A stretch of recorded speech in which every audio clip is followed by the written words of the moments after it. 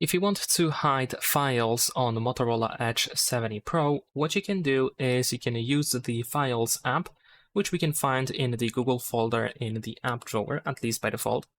So here it is. This is, of course, the file manager in which we can find pretty much everything that we have on our phone. So the Files app has the Save folder, which is over here, which we can easily create. So if you go to the Save folder for the first time, you need to set it up. You can choose the password type that you want to use. I'm just going to set up an example password over here. We need to enter it twice in order to confirm. There we go.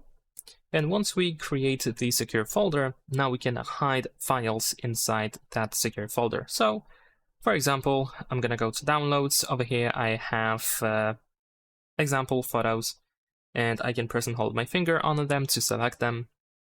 Then I can tap on these three dots in the upper right corner, and here we have Move to Save Folder. Then enter the Save Folder password in order to confirm, and there we go. Now these files have been moved. So I can now open the Save Folder, and I should be able to find my hidden files. And of course, you can just hide pretty much anything that you want to, any file that you have, whether it is like a photo, video, audio file, document, anything.